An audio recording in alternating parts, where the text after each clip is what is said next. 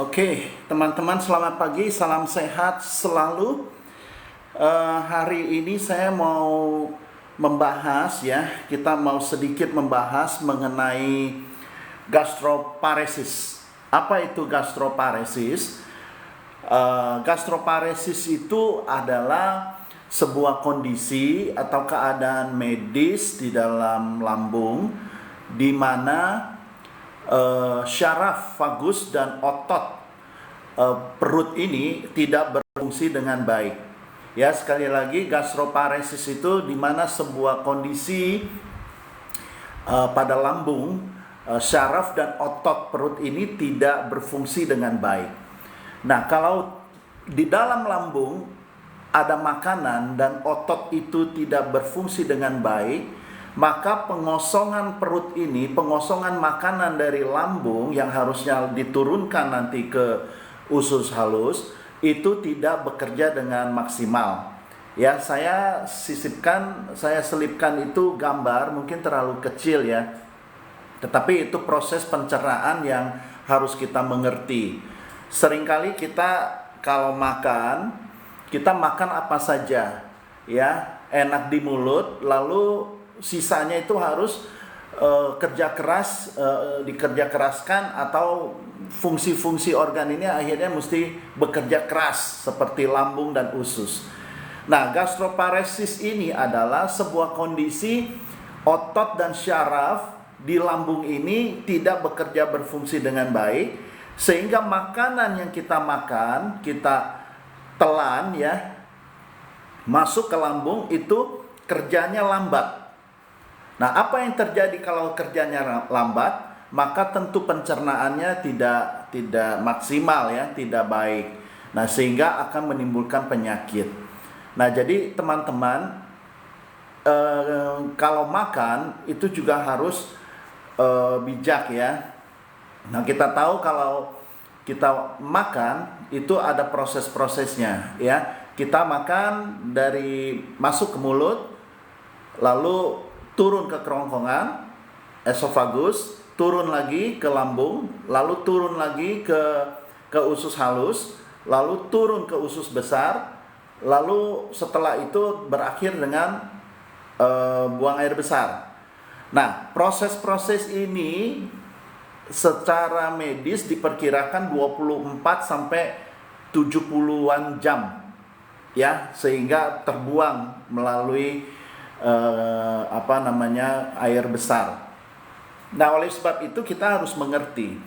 Kalau kita tidak mengerti, maka apa yang terjadi? Kita sembarangan makan, akhirnya enak di mulut ya, seperti tadi saya katakan, tetapi ada yang mesti bekerja keras melakukan itu. Nah, bekerja keras saja mungkin masih oke, memang itu tugasnya ya, tugas lambung, usus dan segala macam. Tetapi kan setiap organ ini kan ada batasan. Kalau dia tidak berfungsi dengan baik karena makanan ya, sehingga membuat otot lambung ini dan syaraf vagus ini tidak bekerja dengan baik, maka otomatis ke bawahnya terus ya, itu akan tidak baik. Nah, beberapa penyebabnya dari kondisi lambung yang tidak berfungsi dengan baik itu bisa karena obat-obatan ya, makanan yang tidak benar, lalu ada virusnya, lalu banyak pikiran, dan itu semua bisa mempengaruhi ya. Harusnya makanan sudah masuk ke dalam lambung, dengan cepat dia harus turun ke usus halus, tetapi faktanya banyak dari kita itu mengalami kembung ya, setelah itu kembung, nyeri dan tidak enak, mau muntah, mual, lalu berat badan turun. Nah, ini harus diperiksa ya, harus diperiksa bahwa sesungguhnya ini karena apa, ada sampai di mana ini persoalan yang ada di lambung ini. Nah, oleh sebab itu saya mau mengatakan bahwa kalau kita makan, coba jangan menyisakan makanan itu agak kasar ya, istilahnya masuk ke lambung. Nah, kita harus kunyah dulu di mulut ya, dipecah-pecahkan dicerna dulu di dalam mulut. Ya, ini namanya pencernaan secara mekanik. Ya, jadi kita cerna di mulut supaya apa? Supaya lebih halus ya, dan masuk ke lambung itu kerjanya lebih tidak berat. Nah, di dalam perut, di dalam lambung atau perut ini maka akan pencernaannya jauh lebih baik. Nah, apa yang terjadi kalau misalkan kita biarkan lambung ini penuh dengan makanan yang tidak bisa dicerna dengan sempurna karena ada gangguan dari otot dan syaraf di lambung, yang itu kita sebutkan gastroparesis. Nah, ini akan bahaya sekali. Ya, kenapa? Karena kita tahu makanan masuk ke dalam mulut, lalu dia turun ke kerongkongan, lalu turun ke lambung. Nah, setelah masuk ke dalam lambung itu bukan berhenti di situ saja, tetapi dia akan teruskan ke usus halus. Nah, usus halus ini sangat penting. Ya, karena apa? Usus halus itu mencerna, menyerap makanan yang sudah diturunkan dari lambung, dan ini untuk disalurkan ke sel-sel, ya, sel darah lah, sehingga kalau misal lambungnya tidak baik, apalagi berpotensi ada peradangan, ya, kotor dan segala macam, lalu masuk ke usus dan usus juga kotor. Nah, bayangkan itu ibaratnya salurannya sudah kotor, lalu kita masuk makanan apapun yang baik-baik itu pasti dialirkan ke seluruh tubuh, itu pasti akan rusak semua. Nah, jadi saya mau tekankan bahwa usus ini harus dijaga dengan baik, karena dia adalah yang kunci daripada kita sehat atau tidak. Seringkali, bahkan banyak kali ya, karena ususnya ini kotor, maka menyebabkan banyak organ-organ vital kita itu menjadi rusak. Ya, jadi jangan pikir kita menggampangkan bahwa usus ini nggak apa-apa, dia bekerja ya sesuka selera saya, kan itu tugasnya betul. Tetapi ingat, ya, jangan kita sembarangan mengonsumsi sesuatu yang akan merusak proses pencernaan ini. Ya, ini sangat bahaya, teman-teman.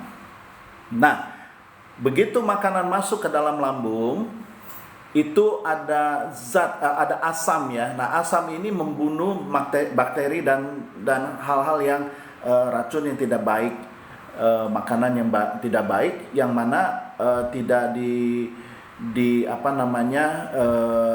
diperlukan, agar supaya jangan turun ke usus halus sehingga jadi berantakan. Nah, bagaimana kalau misalnya lambung itu sudah rusak? Ya, harusnya tadinya beberapa jam sudah turun ke usus halus, ternyata dia ngumpul aja di situ, tidak bergerak dan membusuk di situ. Ya, dan bayangkan bagaimana ini makanan yang tadinya baik sehingga tidak jadi baik, karena ya ibaratnya tadinya baik kita taruh di satu tempat, dalam hal ini lambung, lalu menjadi busuk karena udah terlalu lama tertunda. Nah, sehingga menyebabkan kesehatan kita terganggu. Ya, nah ini penting sekali kita mengerti bahwa kerjanya lambung itu seperti apa, dan setelah itu di usus kecil ini atau usus halus ini seperti apa. Nah, di dalam usus halus ini kan ada 3 bagian, usus 12 jari, lalu ada usus kosong, lalu ada usus penyerapan.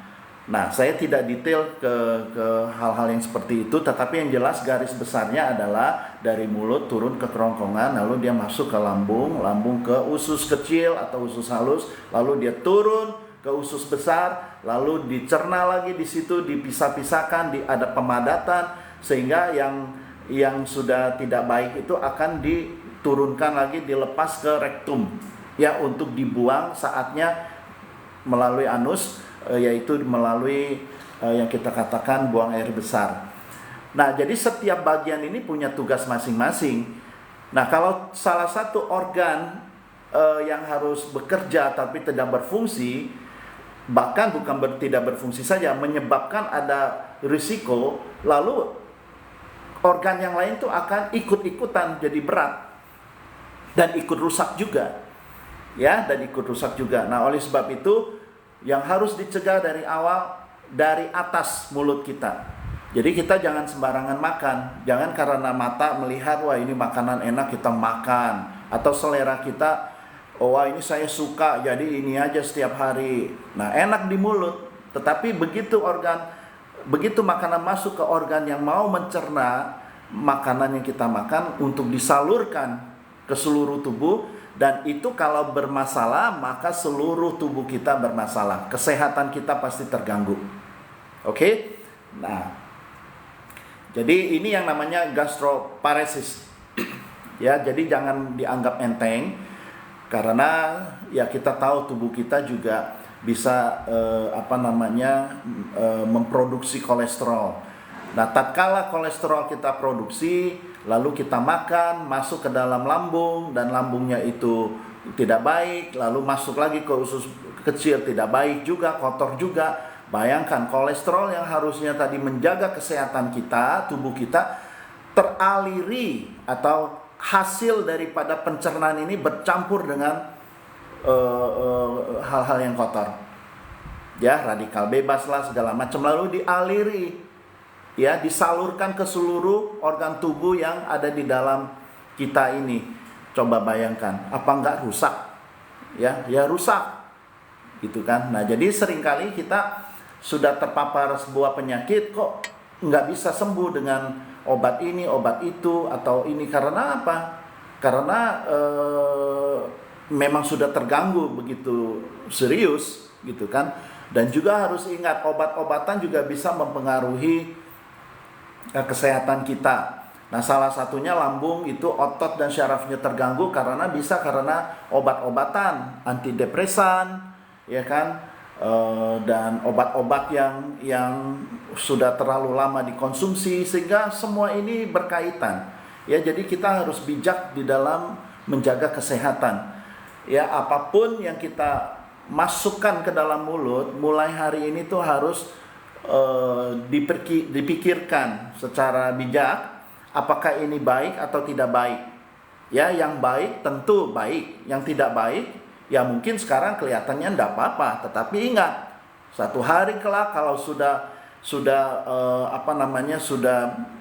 terpapar sedemikian rupa, nah ini pengobatannya jadi masalah, ya. Kayak sel kanker, dari sel normal mutasi menjadi sel kanker, atau sel abnormal yang immortal lagi. Dan bayangkan kalau mesti kemo bagaimana. Nah, begitu kemo kena lagi di lambung. Ingat, obat kemoterapi juga akan mengganggu lambung, akan melemahkan, ada kalanya otot dan saraf di lambung itu bekerjanya jadi lambat. Nah, ini kembali lagi. Jadi kita obati satu hal, kena satu hal organ yang lain. Ya, sama dengan diabetes.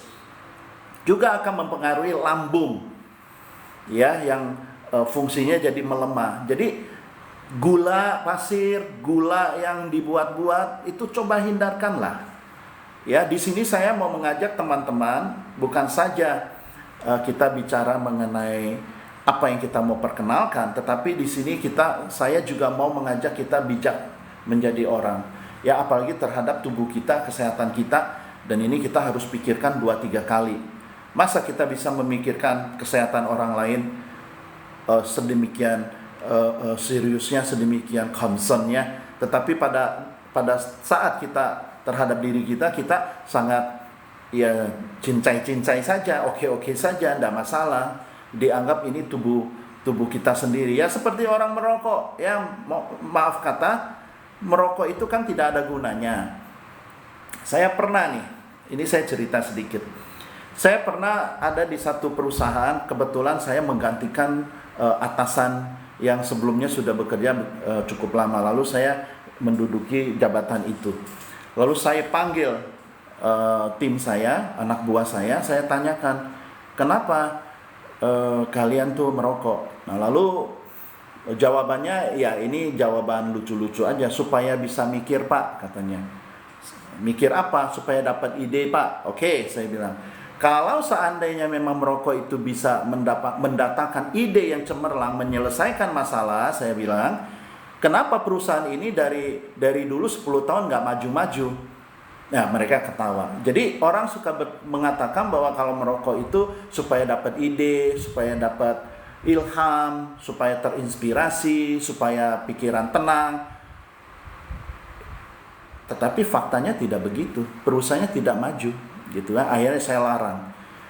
Pokoknya 5 meter dari sini ke sana, ya akhirnya jatuhnya ke lapangan, baru boleh merokok. Kalau tidak, saya denda itu. Waktu itu saya denda berapa tuh? 1 juta kalau ketahuan. Nah, bukan ini kita maksudnya melarang kebebasan orang lain. Tetapi ingat, merokok itu kan juga tidak baik buat diri sendiri, juga buat orang lain yang istilahnya perokok pasif ya.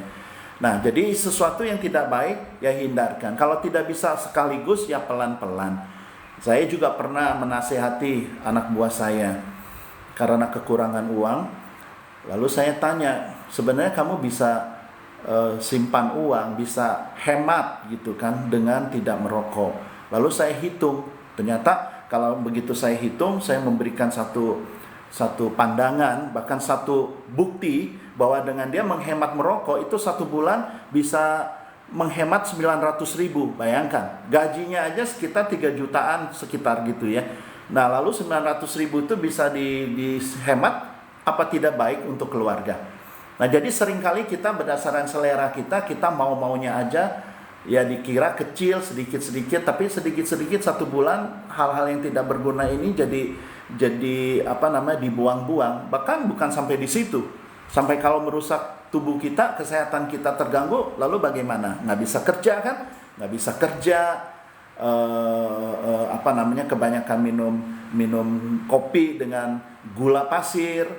Nah, saya juga di sini saya tidak bicara mengenai kopi atau apa. Nah, nanti ada satu saat saya akan bicara kopi dan gula.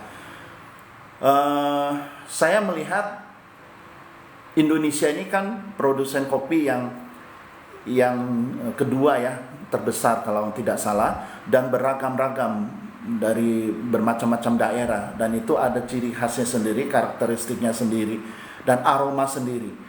Nah, saya selalu mengatakan kepada teman-teman yang minum kopi dengan gula, kenapa? Katanya pahit, nggak enak kalau kopi tanpa gula. Nah, kalau mau minum kopi dengan gula, ya mendingan minum sirup saja, kan manis yang diambil. Ya, nah kalau benar-benar mau cari kopi yang enak, itu kalau kita nggak suka yang ada di Sumatera, kita bisa cari yang di Jawa. Kita tidak suka yang ada di Papua atau di Toraja, kita bisa cari yang lain ya. Dan setiap karakteristik dari kopi-kopi itu ada yang manis juga, tergantung kita bagaimana kita menggilingnya ya, merosnya, meramunya, dan ini semua ada seninya. Nah, seni untuk membuat satu minuman kopi yang enak itu adalah seni. Nah, jangan seni ini yang Tuhan berikan kopi yang begitu luar biasa, ada manfaatnya juga sebetulnya, ya asal diminum dengan baik, lalu dirusak dengan gula yang notabene sama dengan yang penting manis. Nah, ini kan salah kaprah. Ya, jadi kita maunya minum kopi, tapi kita menyajikannya atau kita minumnya dengan gula yang begitu besar. Nah, gula ini bukan sampai di mulut saja, dan itu kalau dikonsumsi terus setiap hari itu akan merusak usus, akan mengotorkan usus. Ya, ada bakteri, ada penyakit yang di dalamnya. Nah, bayangkan kalau usus sudah berbakteri, sudah ada virus, sudah ada kotoran, saya nggak ngebayangin bahwa setelah makanan kita masuk bercampur dengan hal-hal yang seperti itu, lalu dicerna, lalu dialirkan ke seluruh tubuh kita. Bayangkan, apa nggak berpenyakitan orang itu? Mungkin hari ini sakit ini, besok itu. Ya, jadi yang utama kalau saya pelajari dan saya dengar juga dari pakar-pakar dan dokter-dokter selalu menasihati, hindari gula pasir khususnya yang jahat. Ya, cari yang yang kalau mau manis-manis itu seperti lohanko, itu manis perasa yang tidak menyebabkan kita sakit. Ya, mungkin Teman-teman tahu nggak lohanko itu apa Inggrisnya? Monk fruit ya, monk fruit ya. Jadi buah pendeta atau itu dari China ya, dan itu dianggap baik. Manisnya itu luar biasa. Saya kalau rebus itu pakai buahnya. Jadi saya tidak beli yang kotak-kotak, tapi saya buahnya saya rebus. Itu satu panci 2 buah aja. Wah, manisnya luar biasa. Enak lagi ya, dan sehat lagi. Ya, jadi saya mau bilang bahwa penyebab lambung atau usus menjadi rusak itu banyak sekali melalui makanan, obat-obatan ya, yang minyak-minyak gitu kan. Bahkan sampai juga kalau sampai kita makan karbohidrat kebanyakan, dia pencernaannya kurang baik, atau pada saat makan itu jamnya tidak tepat, harusnya usus itu berhenti bekerja, kita masukin makanan, khususnya pada malam hari kita masukin itu makanan ke dalam usus yang harusnya dia berhenti bekerja, beristirahat ya, lalu kita masukin makanan. Nah, kira-kira usus itu bekerja enggak, dia diamin saja, karena waktunya dia istirahat ya, dia diam saja. Nah, pada saat makanan itu didiamkan di dalam ususnya, apa yang terjadi ya, berdiam diri itu makanan di lambung, apa yang terjadi, sehingga bukannya sehat yang kita makan, malah jadi berpenyakit ya. Nah, jadi teman-teman, tapi semua ini ada solusinya. Yang utama adalah kita hindari apa yang kita asup ya, yang kita makan. Itu pintu pertama ya. Karena pintu pertama kita makan itu pun harus dikunyah dengan baik supaya lebih hancur, lalu masuk ke lambung, jadi kerjanya tidak berat. Nah, di dalam lambung itu apa yang dikerjakan? Di dalam lambung itu dia bekerja untuk membuat cair. Jadi makanan itu dicerna terus sampai cair, atau seperti apa namanya, pasta ya, lembek-lembek begitu ya. Nah, itu baru nanti diturunkan ke usus halus, dicerna lagi, diserap lagi ya, dengan segala enzim yang ada, yang baik itu disimpan, yang tidak baik itu dikeluarkan ya. Nah, itu masuk ke usus besar. Nah, usus besar juga bekerja lagi, bukan dia terima lalu selesai, dia milah-milah lagi, dia cerna lagi, pemadatan. Nah, setelah pemadatan, yang baik itu dialirkan, yang tidak baik itu masuk ke yang namanya rektum, yaitu sampah. Nah, itu untuk setiap saat tuh kita pada waktunya untuk dibuang melalui kita buang air besar ini, ya kan? Nah, jadi saya mengajak teman-teman itu bijaklah dalam memilih makanan. Ya, jangan mentang-mentang ada obat yang baik, ada makanan yang baik, tetapi kita tidak tahu kapan kita makan, dan yang kita makan ini apakah benar baik, lalu kita hantam kromo, yang penting kata orang gitu kan. Ya, tidak bisa kata orang lalu kita yakin bahwa kita itu tidak apa-apa. Nah, seperti saya katakan, mungkin saya sudah cerita waktu saatnya COVID, di mana itu tahun 2022 ya, itu orang-orang dekat saya tuh kena COVID, dan saya tidak bisa menghindar karena memang saya harus ada di situ kan. Nah, saya tidak pakai masker, masih berdekatan, bukan saya sosokan, bukan saya juga sosokan nggak mau pakai masker, bukan. Tetapi kadang-kala kita harus buka juga, ya kan. Tapi saya tidak kena tuh COVID. Karena apa? Saya percaya bahwa tubuh saya ini saya selalu jaga, walaupun tidak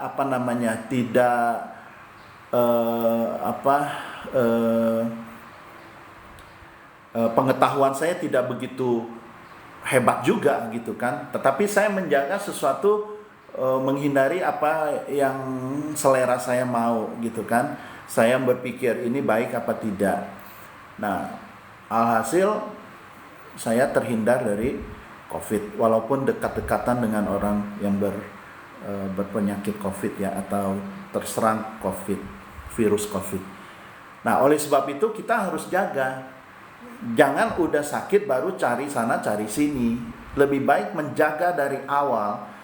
Ya, bijaksana, hikmat kita tuh terhadap diri kita tuh harus lebih besar mulai sekarang, lebih tinggi. Apalagi sekarang makanan di luar sana, coba lihat di supermarket. Enak di lidah. Ya, banyak kejunya, manisnya luar biasa, enak di mulut. Tetapi pernah dipikirkan bahwa itu kalau masuk ke dalam tubuh kita, organ tubuh kita tidak mengenal makanan ini atau apa ini gitu kan, barang-barang yang masuk ke dalam ini apa, bingung kan? Akhirnya apa? Ya sudah, fungsi organ kita jadi acak-acakan. Ya, jadi saya hanya tekankan bahwa hindari gula lah. Gula pasir itu dihindari. Mau minum kopi, minum yang murni. Kopi pahit, kopi murni. Kalau tidak suka dengan jenis ini karena terlalu pahit, kan itu ada Robusta sama Arabica. Pilih yang mana yang baik. Ya, yang sesuai dengan keinginan kita, itu jauh lebih baik daripada kita kita paksakan mau manis ya. Segala sesuatu yang manis itu tinggal bom waktu. Itu secara filosofikal kita bisa yakini juga ya. Seperti misalkan, ini saya sedikit menyimpang ya. Di dalam keluarga pun juga begitu. Kalau kita mau membuat keluarga ini manis-manis dan menghilangkan pahit-pahit, padahal pahit itu adalah sesuatu yang harus ada di dalam segi apapun, di dalam keadaan apapun, itu pahit itu harus ada supaya kita bisa belajar pahit ini seperti ini, manis ini seperti ini. Tetapi kalau kita tidak mau pahit, lalu kita hindari dengan cara-cara ya sedikit yang saya mau katakan, bisa menipu diri, ya, terus dibuat-buat sebuah cara supaya kelihatan manis, ya, manis di muka padahal dalam hati kesal. Nah, itu kalau tidak dikeluarkan lama-lama menjadi bom waktu. Sama dengan kopi, dengan gula yang begitu banyak. Ya, enak di mulut, tapi saya mau katakan itu tinggal bom waktu saja. Begitu kena diabetes, selesai. Itu adalah penyakit yang paling sulit. Ya, paling sulit, bahkan harus juga bertahun-tahun. Ya, bertahun-tahun, lalu banyak organ juga kena, nantinya minum obat diabetes maksudnya menyembuhkan kadar gulanya, tetapi kena organ lainnya, akhirnya komplikasi. Nah, saya mau tekankan lebih baik kita cegah sajalah, ya. Kita mencegah itu jauh lebih baik daripada menyembuhkan. Nah, di depan saya ini kan ada botol ajaib, ya. Untuk beberapa episode ini, untuk kita mau hadir dengan beberapa topik ke depan, saya selalu akan menghadirkan botol ajaib ini. Kenapa? Karena bagi saya lebih yakin bahwa di dalam tubuh kita itu isinya tuh air, ya. Organ-organ vital seperti otot, jantung, paru-paru, mata, ya, dan persendian, ginjal, semua itu, dan darah, semua itu air isinya. 70-80%. Ya, nah, oleh sebab itu yang kita harus perhatikan adalah air. Dan air pun juga dipercaya ada antioksidan. Ya, nah, saya sedikit kembali tadi. Kalau kita makan lalu masuk ke lambung, itu ada asam. Nah, asamnya ini yang menetralkan atau membunuh bakteri-bakteri yang kita konsumsi melalui mulut, dan itu akan disterilkan, ya, istilahnya dibersihkan melalui asam. Nah, oleh sebab itu kita kalau minum, saya suka mendengar, ya, tetapi ini bukan saya mau ngeklaim atau mau membantah atau apa, cuman saya mau mengajak teman-teman ini ikut berpikir. Lambung itu kan mengeluarkan asam, ya. Nah, tatkala kita minum minuman yang pH-nya tinggi, kita masukkan ke dalam lambung, maka bagaimanapun lambung itu akan bekerja lebih berat untuk mengeluarkan asam, karena dia bagaimanapun dia harus posisinya asam. Ya, nah, jadi kalau kita minum minuman yang pH-nya tinggi, taruhlah 9-10 gitu ya. Sedangkan di dalam asam itu yang normal kita kan 7 ya, asam ya. Nah, terlalu tinggi. Nah, kecuali kita asamnya sudah terlalu tinggi lah. Nah, ini oke-oke saja. Tapi kalau tatkala kita asamnya normal lalu kita masukkan, maka mau tidak mau lambung ini bekerja dengan berat. Yang logikanya seperti itu. Nah, oleh sebab itu air apa nih yang tepat sebetulnya? Nah, air pada dasarnya kan ada antioksidan. Nah, air itu baik. Ya, itu air baik. Jadi apalagi diminum pas bangun tidur. Nah, pas bangun tidur kita minum air dalam perut kosong, dalam keadaan perut kosong, maka apa yang terjadi? Itu ada detoksifikasi. Dia mendetoks ya racun-racun yang ada di dalam lambung itu. Jadi minum air putih pada pagi hari sebelum makan dalam keadaan perut kosong itu baik sekali. Ya, air itu kan ada antioksidan. Itu baik sekali. Oke? Nah, kalau kita meminumnya air hidrogen, itu jauh lebih baik lagi. Karena apa? Air hidrogen itu mengandung antioksidan yang lebih tinggi. Ya, jadi artinya apa? Kalau air biasa saja mampu untuk mendetoksifikasikan atau mendetoks, mengeluarkan racun dari lambung, maka air hidrogen yang mengandung antioksidan yang lebih tinggi itu jauh lebih baik, membantu lambung bekerja lebih ringan. Oke, logikanya seperti itu. Nah, jadi kalau saya pelajari air putih H2O ini yang punya tentu punya mineral ya, punya mineral dan juga antioksidannya ada, itu diteliti bahwa ada antioksidan. Lalu itu saja bisa mengeluarkan racun di lambung pada saat pagi hari dalam keadaan perut kosong. Apalagi kalau kita minum air hidrogen yang antioksidannya jauh lebih tinggi. Bahkan molekulnya itu lebih kecil dari sehelai rambut. Bayangkan, bukankah ini akan membantu lambung kita bekerja lebih ringan? Nah, kalau lambung kita bekerja lebih ringan, maka terus ke bawahnya ya, apalagi air hidrogen ini mengandung antioksidan yang sangat tinggi, masuk ke dalamnya, lalu dicerna bersama dengan makanan yang lain, lalu dialirkan ke seluruh tubuh melalui sel-sel. Apakah itu tidak lebih baik? Ya, secara logika itu pasti lebih baik, dan saya yakin itu pun juga baik. Ya, karena saya sudah mengalami juga.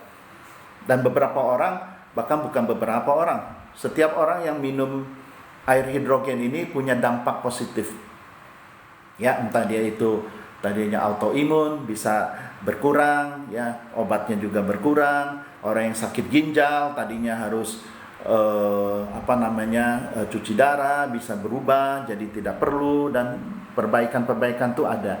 Ya, orang yang sakit kanker, ya kita tidak muluk-muluk begitu minum air langsung bisa sembuh, tidak. Tetapi minimal memaksimalkan, mengembalikan fungsi organ vital kita ini sehingga bekerjanya lebih maksimal, dan akhirnya penyakit itu pun juga bisa pelan-pelan jadi hilang ya. Tentu kalau yang sudah minum obat, dokter bilang harus minum obat, ya jangan dilepas. Itu dibantu ya. Karena apa? Sekali lagi, mungkin saya juga pernah cerita. Saya pernah waktu itu diajak teman ikut seminar mengenai makanan sehat. Ya, nggak salah, makanan sehat itu juga harus kita perhatikan. Ya, misalnya suplemen atau apa itu juga nggak salah. Tetapi harus cari suplemen yang memang pabriknya di mana dan sudah berapa lama beredar di market, dan ada izin atau enggak, dan hal-hal seperti itu harus diperhatikan, bukan kata orang saja, ya kan? Nah, saya diajak, dibilang ini satu produk baik. Nah, saya bawa botol ini, ya di mana-mana kita bawalah, sudah ada di kita miliki, kenapa kita enggak bawa-bawa. Nah, lalu dijelaskan bahwa produk ini baik buat kesehatan. Ya, tetapi ujung-ujungnya dia bilang, yang ngomong itu bahwa harus banyak minum ya. Nah, akhirnya apa? Obat apapun, suplemen apapun, sebaik apapun, ya, ekstrak dari apapun, tetap jatuh-jatuhnya harus minum air yang banyak. Nah, oleh sebab itu, yang penting air dulu, gitu ya. Nah, tetapi juga jangan hanya air. Gitu kan, tubuh kita kan butuh yang lain-lain, tapi yang utama tuh air dulu, bukan yang lain-lain ya. Nah, jadi air hidrogen ini kita tahu bahwa hasil pemrosesan melalui elektrolisis ya, jadi diurai hidrogennya, oksigennya diurai ya. Elektrolisis itu artinya dilistrikkan, ada anoda, katoda, plus minusnya ya, sebagaimana kita ketahui bahwa listrik itu ada plus ada minus. Nah, simpel sih pekerjaannya untuk membuat air hidrogen ini muncul. Tetapi penelitiannya dan elemen-elemen yang harus dipakai untuk menjadikan air biasa menjadi air hidrogen itu tidak sederhana. Konsepnya sederhana. Ya, oleh sebab itu ini produk konsep air hidrogen itu kan datangnya dari Jepang ya, tapi ini produk dari Korea. Asli, tidak ada kandungan lokalnya ya, kecuali selang inilah. Nah, selang ini dipakai untuk inhalasi. Nah, saya pernah baca satu artikel ya, saya belum komentari, cuman saya pernah baca di mana waktu itu ada segerombolan ya, sekelompok ibu-ibu ya, disebut judulnya emak-emak, heboh tuh di media pada inhalasi seperti ini ya, pakai ya, mungkin saya cobakan ya, saya praktekkan. Nah, jadi seperti ini. Nah, ini sebuah cerita ya, sambil kita sambil saya praktekkan. Nah, ini ada konektornya. Mana nih? Oke. Ini kita buka, ini ada konektornya ya. Nah, ini ada selangnya. Nah, kalau selang ini lokal lah ya, kita colokkan di sini. Nah, lalu ini ada bagian yang untuk disilurkan ke hidung ya, seperti ini. Oke. Nah, ini dipasangkan di sini. Lalu dikaitkan ke telinga. Lalu diproses untuk yang mode yang kedua ya. Jadi begini. Nah, ini 10 menit. Jadi kita inhalasi ini 3 kali 10 menit minimal. Kalau mau setiap hari, mau lebih dari itu juga tidak masalah. Nah, jadi saya kembali ke cerita. Jadi di foto itu ada emak-emak berkerumunan, entah ada berapa ya, ada 5 apa 6, semua memasang ini. Nah, lalu ada orang yang mengkritik, ya, aslinya memberi komentar bahwa ini tidak efektif. Ya, tidak efektif karena tidak mungkin bisa memberikan atau membuat kesehatannya lebih baik. Nah, lalu ada dokter yang mengomentari. Dia bilang ini bukan inhalasi air hidrogen. Yang dia tahu inhalasi itu adalah yang di rumah sakit, jadi dianjurkan di rumah sakit saja. Yang seperti penguapan atau inhalasi buat sakit asma. Ya. Nah, yang lucunya dia bilang bahwa ini hanya uap. Ya, hanya pemanasan. Dokter ini loh yang ngomong. Saya kalau mau ketemu dokter itu mungkin mau saya jelaskan juga gitu ya. Nah, cuman saya nggak sebutkan dokternya. Ada di berita juga sih. Lalu dia bilang alat ini tidak berfungsi. Ya, tidak dilarang juga, cuman ini tidak ada gunanya karena katanya ini hanya pemanasan untuk mendapatkan uap gitu. Nah, inilah artinya orang yang berkomentar yang tidak tepat waktunya, atau bukan tepat waktunya tapi tidak mengerti lalu ngomong gitu kan. Ini kan bukan penguapan, ini kan tidak ada panasnya. Ya, bukan air yang dipanaskan lalu menguap lalu itu kita hirup. Nah, itu mesin yang ada di rumah sakit dibikin, itu pun ada campuran obat supaya membuat kita punya saluran pernafasan itu mungkin radang, infeksi itu lebih cepat sembuh. Nah, itu kan ada obatnya. Lalu diuapkan, keluar uap. Ya, kita bisa lihat. Tapi ini kan bukan uap. Sorry. Bukan uap. Air biasa yang hanya diproses, dan ini pun bukan uap, gas. Jadi gas sama uap beda ya. Nah, gas ini bukan uap. Nah, ini komentar yang menurut saya tidak tepat ya. Nah, jadi kalau teman-teman baca berita mengenai air hidrogen, khususnya berita yang negatif terhadap air hidrogen, saya mengajak teman-teman untuk mengacu ke penelitian di luar negeri.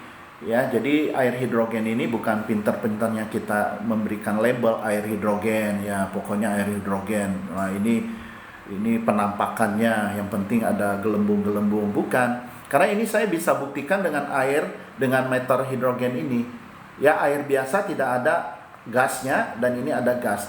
Dan lagi pula hidrogen ini terhadap tubuh kita itu tidak masalah. Karena toh juga kita minum air biasa itu ada hidrogennya. Sehingga ini bukan objek yang asing atau bukan benda yang asing masuk ke dalam tubuh kita lalu tubuh kita reaksi bingung ini apa, tidak. Ini hanya salah satu proses supaya mendapatkan gas.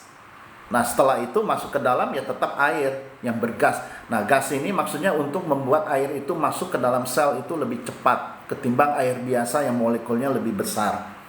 Nah, itu saja, ya kan?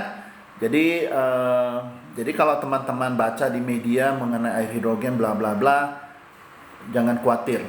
Nah, saya akan tampung pertanyaan teman-teman, ada di email saya, ada di nomor telepon ya di video ini. Tinggal klik saja. Saya mau mengajak kita semua belajar mengenai kesehatan. Ya, walaupun saya juga belajar, cuman baiknya tuh saya ada dokter di belakang saya untuk saya bisa bertanya jawab dan kita bisa sharing hal-hal seperti itu. Jadi saya tidak ragu lagi kalau kita bicara mengenai kesehatan atau teman-teman mau berkonsultasi mengenai kesehatan, ya boleh-boleh saja ya. Kita sambil berteman juga, berkenalan dan sambil belajar sama-sama. Ya, karena kesehatan ini sangat penting. Ya, orang suka bilang hemat pangkal kaya. Saya bilang bukan, sehat pangkal kaya. Karena kalau tidak sehat, you tidak akan kaya. Ya, sekalipun kita sementara kaya karena kesehatan kita belum terganggu, tetapi tatkala kita terganggu kesehatannya, maka kaya itu akan hilang. Ya, kaya itu akan lari ke mana? Rumah sakit, gitu kan? Kemana? Ke dokter. Nah, akhirnya yang kaya siapa? Rumah sakit. Yang kaya siapa? Dokter, gitu. Nah, jadi sebelum dokter atau rumah sakit itu kaya karena kita berpenyakit atau kesehatan kita tidak baik, coba kita jaga diri kita sebaik-baiknya supaya jangan ke dokter dan jangan ke rumah sakit. Ya, tetapi kalau sudah parah-parah amat juga jangan naif. Tetap dokter itu diperlukan, ya. Rumah sakit itu diperlukan. Cuman paling tidak awalnya kita bisa mencegah lebih baik supaya kita jangan masuk ke jalur sana. Ya, ini saya mengajak kita harus bijaksana terhadap kesehatan kita. Kenapa? Tubuh kita ini adalah milik Tuhan yang dipercayakan kepada kita untuk dijaga. Jadi jangan dirusak gitu kan. Ya, minimal kita jaga sebaik-baiknya ya, biar Tuhan juga menerima ya cara hidup kita. Jadi hidup kita itu jangan jorok, jangan merusak diri, apalagi tidurnya kurang. Ya, sekalipun kita bilang bahwa kan saya bekerja malam demi upah, demi uang. Ya, boleh-boleh saja, tapi tetap harus dijaga. Dan kalau bisa mencari yang lebih baik, ya why not gitu kan. Jadi jangan memaksakan diri hanya karena merasa kita mau bertanggung jawab kepada keluarga lah atau apalah gitu kan, tapi merusak tubuh kita. Jadi jaga diri kita. Ya di pesawat juga begitu kan. Kalau kita mau menolong anak kecil kan, pramugari atau pramugara mengatakan bahwa kita harus ikat ya, memakai sabuk dulu sebelum kita membantu, sebelum menolong. Nah, jadi kita bisa menolong orang kalau kita sehat dulu. Ya, kalau tidak kita malah merongrong orang. Orang mesti jagain lah, mesti bawain makanan kepada kita, bawain minum, bawain makanan, ya, terus mesti anterin kita ke dokter. Nah, semua ini kan mengganggu orang. Di samping kita juga nggak nyaman, nggak bisa ngapa-ngapain. Oke? Nah, jadi kembali lagi. Nah, ini inhalasi bisa dilakukan selama kita mau, ya, di rapat, di pertemuan, di mana saja itu bisa kita lakukan. Dan very simple, kita nggak usah pusingin airnya dari mana gitu kan. Nah, airnya very simple ya, sangat sederhana. Air apapun yang kita beli ya di toko-toko, di minimarket atau di mana saja, air apa saja itu boleh dimasukkan ke dalamnya. Oke? Nah, terus teman-teman mungkin bilang, aduh saya kalau bawa-bawa begini kan gengsi. Ya kadang-kadang ada orang gengsi sih. Atau ribet ya, padahal ini cuma 30 cm gitu kan, nggak terlalu besar juga. Atau mungkin tasnya sudah penuh, kalau tank-tank lagi terlalu handful gitu kan. Jadi bagaimana gitu kan. Nah, simple, ada solusi juga.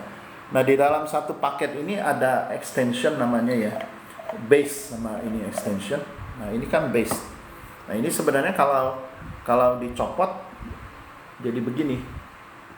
Jadi begini. Ya, ini bisa dicopot, ini bisa dicopot. Ya.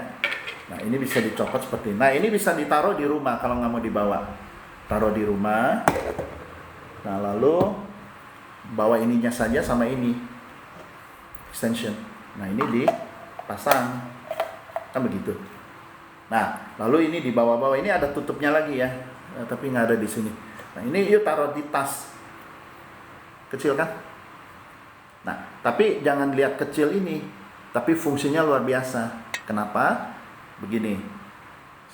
Tatkala kita haus atau di ruang rapat ada minuman, biasanya kan lebih kecil, ya nggak masalah. Biasanya kan sekecil-kecil ini nih.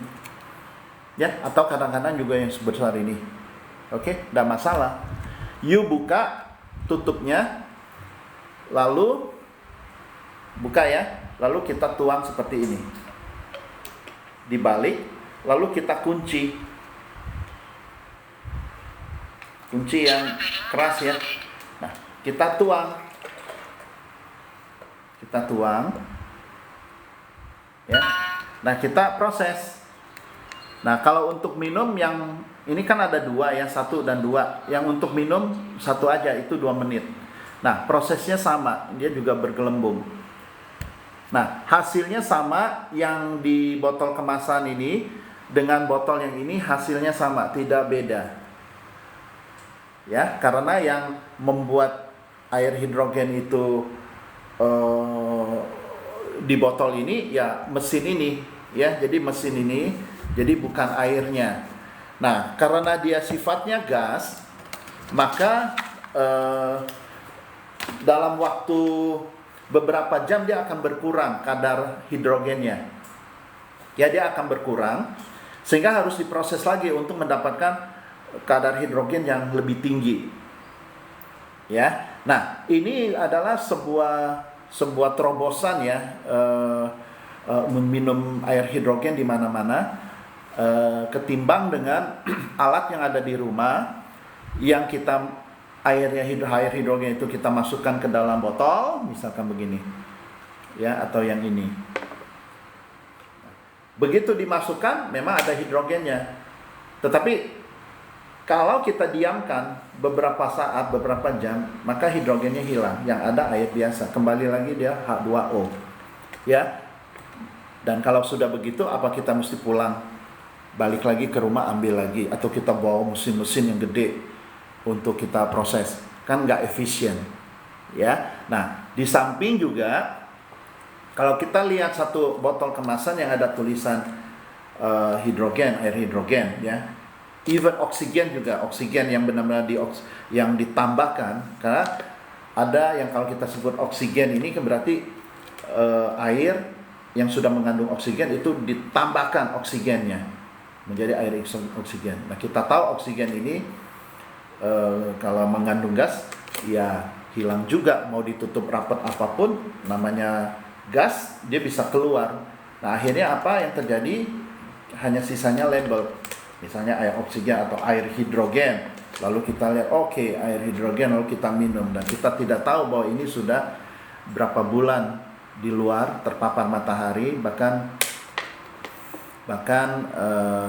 sudah tidak ada gas hidrogennya, lalu kita minum, lalu secara sugesti kita anggap kita sudah minum air hidrogen, padahal kita minum air biasa, lalu tidak sembuh, karena klaim air hidrogen katanya kan bisa menyembuhkan banyak penyakit, bisa membersihkan plak-plak di sel-sel organ vital, tetapi faktanya nggak bisa. Nah, lalu apa yang terjadi? Mulailah beredar, oh saya minum air hidrogen tapi nggak sembuh. Nah, pertanyaannya, air hidrogen hasil prosesan yang mana gitu kan? Karena sekali lagi air hidrogen itu secara penelitian memang bagus, tapi namanya gas itu bisa hilang. Ya, kita harus mengerti juga, jangan seperti dokter itu katanya ini air panas, hanya memanaskan air di dalam botol itu lalu terjadi uap lalu kita hirup. Nah, itu kan pernyataan yang ngawur, ya. Lebih baik kita belajar. Nah, kalau teman-teman nggak ngerti juga, boleh tanyakan saya, ya, sesuatu yang kita mau pakai atau yang kita mau makan atau yang kita mau minum, tentu harus bertanya lebih banyak, ya, karena toh itu juga buat kesehatan teman-teman sendiri. Jadi harus kritis juga, ya, enggak apa-apa.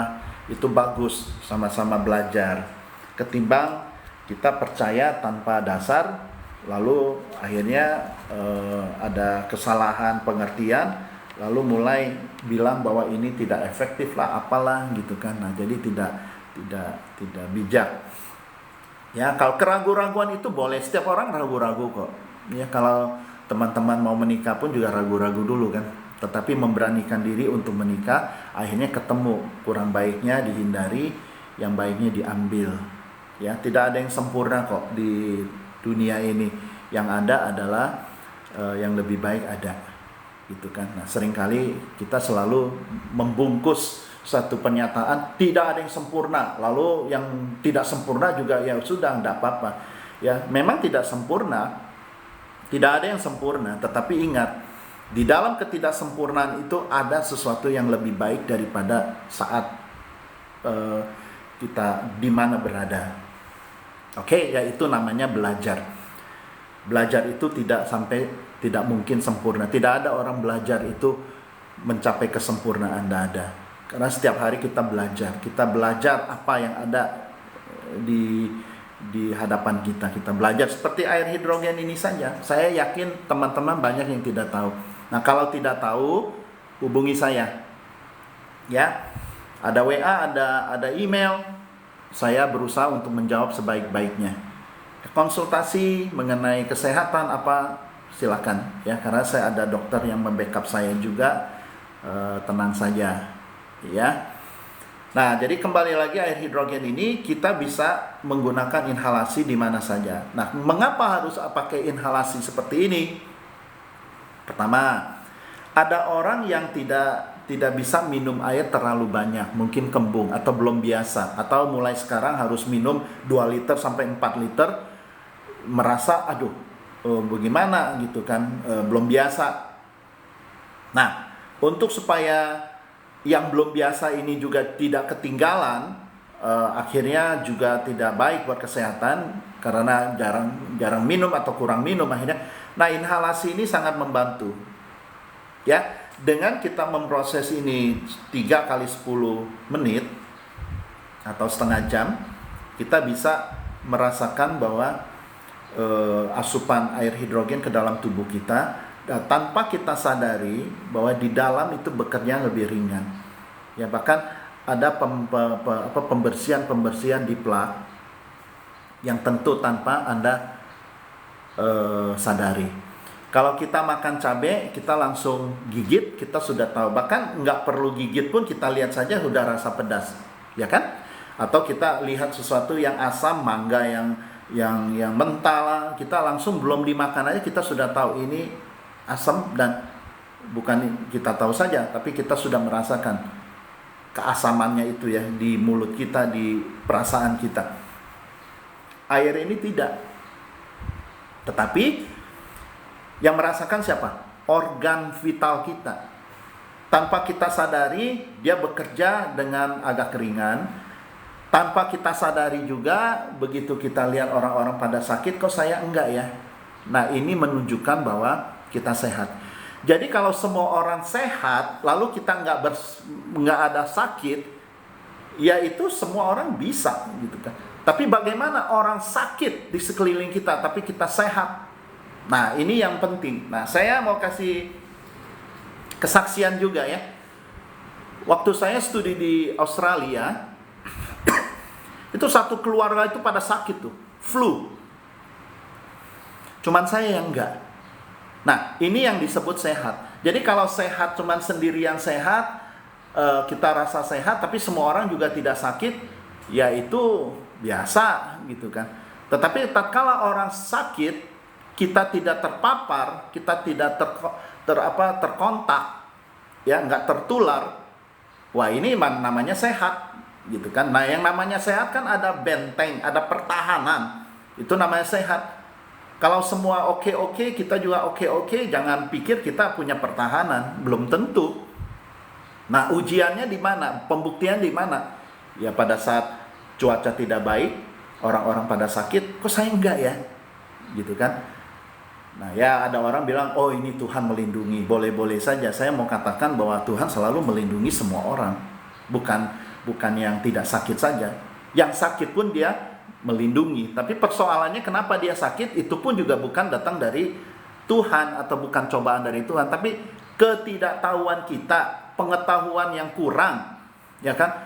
Tidak ada bijaksana, udah dikasih tahu tidak mau dengar. Itu ada yang baik tidak mau digubris sesuai dengan selera yang kita suka, lalu udah teruskan saja, lalu sakit, lalu kita minta tolong kepada Tuhan.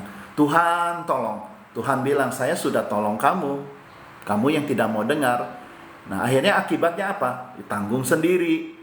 Ya, tanggung sendiri. Nah, akhirnya kalau udah tanggung sendiri, menyusahkan orang lah, menyusahkan diri sendiri, nggak bisa enjoy life, nggak bisa menikmati hidup.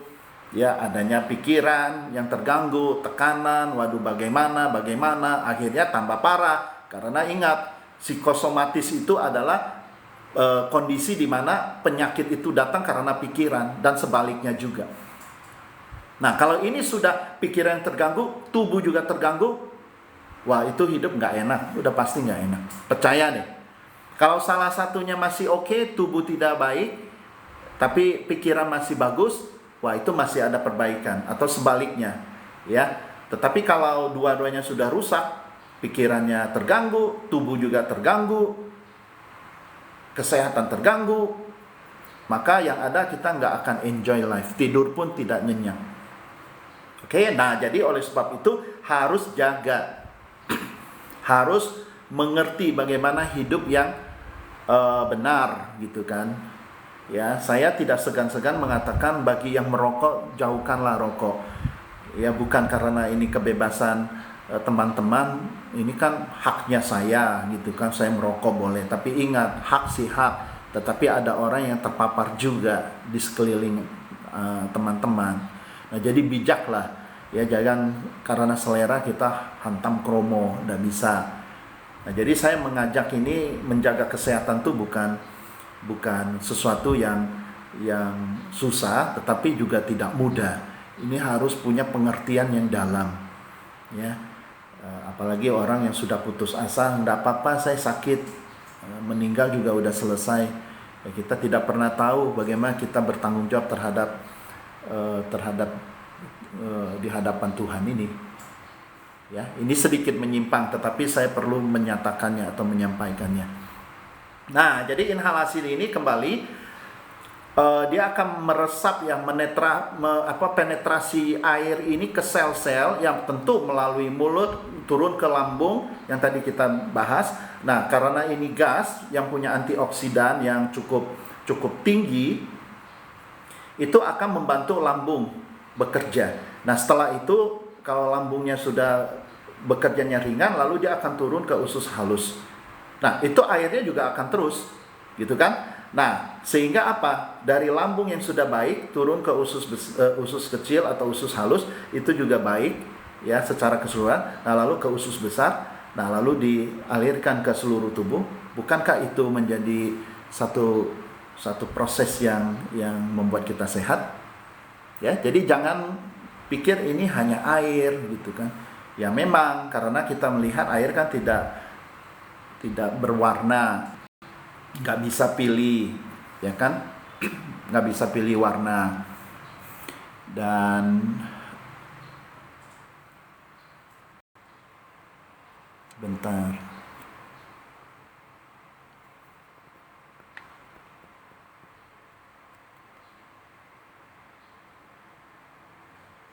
Oke, sorry tadi ada gangguan. Nah, tidak bisa pilih warna dan tidak ada rasanya sehingga kita anggap sama saja gitu, tidak sama saja. Manusia punya 2 mata, 2 kuping, 1 mulut, rambut juga, tangan 2, kaki 2. Apakah sama? Tetap namanya manusia, tapi apakah sama? Beda gitu ya. Nah, jadi saya pikir kita harus bijak. Itu kunci ininya.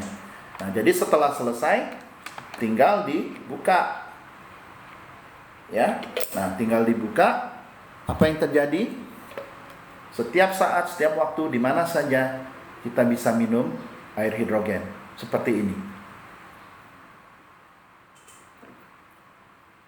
Indah kan? Sederhana. Sesuatu yang sederhana jangan bikin susah. Ya. Air ini sederhana. Botol ini juga sangat sederhana. Botol ajaib bisa memproses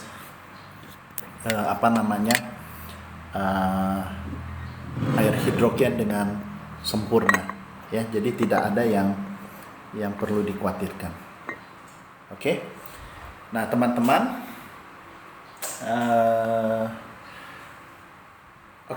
jadi saya akan membawakan beberapa topik ke depan, tetap mengandalkan air ini untuk menyehatkan tubuh, ya. Nah, jadi kalau teman-teman yang ingin bertanya, ingin konsultasi, silakan hubungi saya di WA atau di email. Dan kalau ini sudah jelas penjelasan saya dan teman-teman merasa oh bagus juga nih, saya mau beli deh. Nah, ada di Keranjang Kuning juga di toko shop ini bisa beli. Dan kalau perlu bisa tawar nggak, bisa kurang nggak gitu kan, hubungi saya di WA, hubungi saya di email. Saya pastikan bahwa Anda bisa memiliki botol ajaib ini demi kesehatan teman-teman. Saya pastikan ya, tapi jangan minta diskonnya banyak-banyak. Oke, ini karena barang terlalu canggih yang bisa dibawa-bawa dan mendapatkan air hidrogen yang baik untuk kesehatan. Nah, jadi jangan kita hemat untuk kesehatan, jangan hemat juga ya. Yang hemat tuh jangan merokok, jangan minum yang terlalu banyak gula. Nah, itu hemat. Dengan mengurangi biaya-biaya seperti itu, saya yakin dan percaya bahwa teman-teman bisa beli produk ini. Dan akhirnya ke depannya kesehatan bisa dipertahankan, bahkan bisa diperbaiki, pikiran juga akan lebih baik karena ini ada sehat keuangannya juga ya. Nanti saya ya kalau teman-teman mau tahu lebih banyak kirim email saja. Jadi ini saya mau menggunakan satu slogan, sehat tubuh, sehat keuangan. Ya, jadi saya tidak bicara sehat tubuh saja. Kalau sehat tubuh, sehat keuangannya nggak ada, capek kan? Gitu kan, mikirin, akhirnya kembali lagi ke yang kemarin saya bahas, psikosomatis, karena pikiran terganggu. Yang mana duluan? Atau sebaliknya, eh, keuangannya sudah bebas atau sehat, tapi nggak tahu bagaimana mempertahankan tubuh atau kesehatan yang baik. Sehingga apa? Menjadi pikiran juga. Ya, uang itu nggak selalu bisa membereskan sakit kita. Ya, tetapi hikmat dan solusi yang tepat itu bisa mampu. Ya, kadang-kadang kita pikir, wah kanker bahaya harus kemoterapi. Nggak mesti juga. Nggak mesti juga. Yang penting kita tenangkan pikiran, bisa saja sembuh. Ya kan? Nah kan kita suka mendengar juga bahwa hati yang gembira adalah obat. Nah, bagaimana menciptakan hati kita ini selalu bergembira? Nah, ini ada bagiannya lagi gitu kan. Nah, kalau teman-teman mau bertanya, saya akan menjawabnya bagaimana supaya kita sehat tubuh dan sehat keuangan. Dan ini ada di dalam botol ini, botol ajaib ini. Oke? Jadi jangan kelihatan cuma air saja, lalu ini untuk kesehatan tubuh. Itu benar. Nah, tetapi di satu sisi juga keuangan. Nah, saya akan jelaskan offline. Jadi pastikan kirim email, kirim WA, ada nomornya jelas, dan saya pasti akan membalasnya. Oke? Dan saya rasa sampai di sini dulu live saya ya. Dan besok-besok saya akan hadir lagi jam yang sama, dan tidak bosan-bosannya sampai teman-teman jelas benar mengenai botol ini apa sih. Saya katakan ini botol ajaib ya. Dan kalau ada berita-berita yang teman-teman dengar yang kok ini katanya air hidrogen sangat bahaya, risiko atau kurang baik untuk kesehatan, coba bawakan ke sini, kita bahas sama-sama. Oke? Ya, saya akhiri dulu. Sampai jumpa. Salam sehat. Oke, terima kasih.